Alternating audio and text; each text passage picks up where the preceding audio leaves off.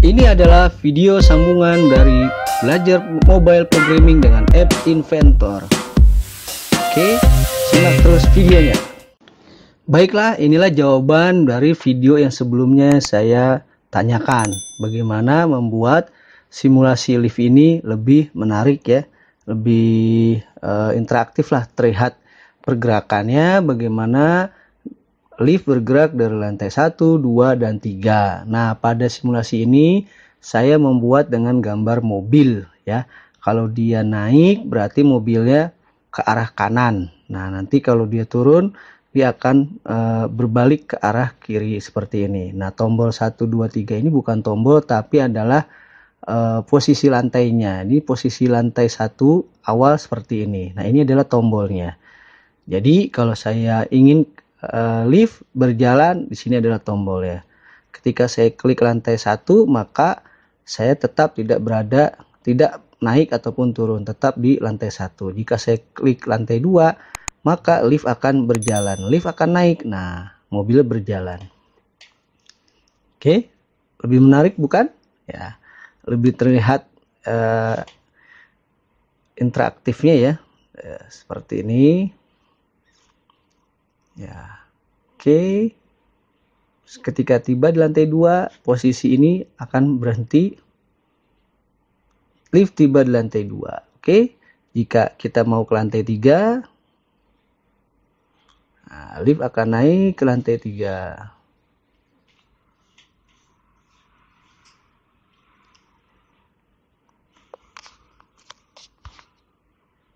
Oke, nah bagaimana kalau liftnya turun? Nah, kita tunggu ya.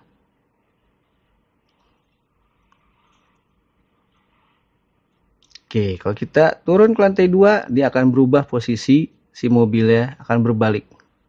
Oke, seperti itu kan? Nah, di sini terlihat bahwa liftnya berjalan. Jadi bukan lagi sekedar logika biasa, tapi lebih naik kelas menggunakan animasinya. Oke, seperti ini. Kita sekarang masukkan lagi. Oke, kalau dia ke lantai 1, balik lagi. Lantai 1. Oke.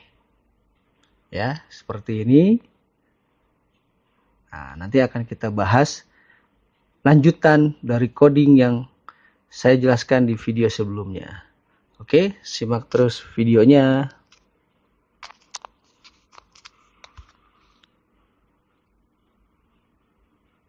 Sebelum kita melihat codingnya pada blok programming, kita perlu perhatikan pada bagian desainernya. Ya, desainer itu adalah user interface-nya, tampilan di depannya. Itu karena kita akan membutuhkan sedikit interaktif, maka kita butuh media untuk mewakili animasi. Yaitu bisa dilihat di sini di paletnya, pilih Drawing and Animation. Ya, Drawing and Animation ini di dalamnya ada canvas. Canvas itu adalah media agar kita bisa menggerakkan suatu image. Nah, image-nya menggunakan image sprite. Jadi bukan image dari media yang ini, ya. Dari user interface ini bukan, ya. Kalau ini static image. Jadi image yang static ya. Kalau ini image dinamis. Kalau kita menggunakan drawing animation, ini image dynamic, ya. Jadi image sprite ini nanti di drag and drop aja sesuai kebutuhan di sini. Oke ya. Dan gambarnya juga nanti bisa diatur pixelnya seperti ini. Kalau saya klik ya. Misalkan image sprite 1 bagaimana propertiesnya. Nah, di sini ya. Tinggi sama lebarnya diatur ya pixelnya. Oke. Kita upload dulu gambarnya ya. Kalau kita belum ada, upload dulu. Kita cari dulu gambar yang betul-betul mewakili. Oke, ini adalah gambar yang saya pilih untuk mewakili, yaitu gambar mobil dan juga tombol seperti ini. Kalau kalian ada basic design, lebih bagus lagi. Oke, simak terus untuk bagian selanjutnya. Oke, langkah selanjutnya kita membutuhkan tools yaitu yang dinamakan clock ya.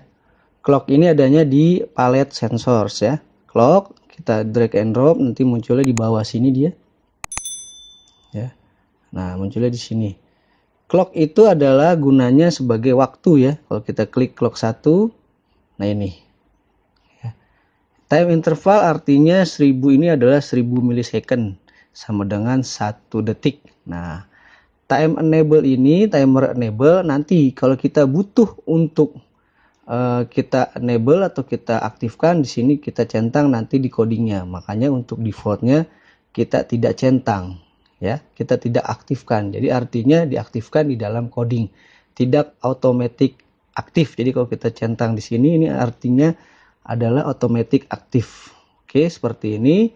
Nah, ini gunanya bisa sebagai untuk delay, waktu menunda. Misalkan ini kalau saya bikin 1000, berarti dia akan menunda setiap 1 detik. Wait ya, menunggu 1 detik apa yang dilakukan, setelah 1 detik apa yang dilakukan.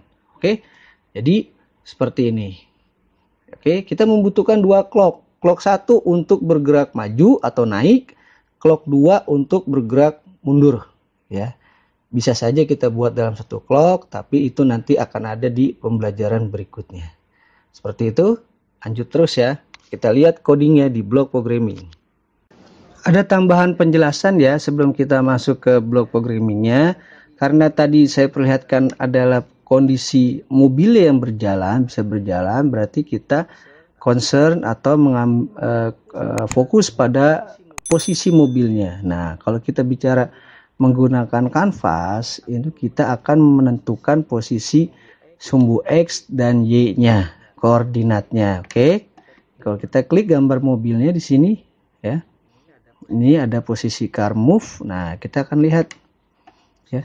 Posisi X-nya 10, Y-nya 60. Posisi Z pasti tetap 1 ya. Karena ini 2 dimensi jadi 10 dan 60. Oke. Nah, karena dia akan bergerak ke kanan, maka yang berubah adalah posisi X-nya. Posisinya tetap. Oke ya. Jadi kalau terlihat saya zoom seperti ini. Posisi X-nya adalah 10, posisi Y-nya 60. Jadi kalau dia mau bergerak ke kanan, maka yang bertambah adalah posisi X-nya. Posisi Y-nya tetap. Kalaupun dia mau bergerak ke kiri, berarti posisi X-nya berkurang. Oke, seperti itu. Dan ini adalah untuk awal image car back-nya ini kita invisible. Nah, kita hilangkan centang visible ya. Jadi untuk default awal adalah yang aktif adalah car move atau car yang menghadap ke kanan posisi. Nah, ini dia visible. Oke, seperti itu. Lanjut ya.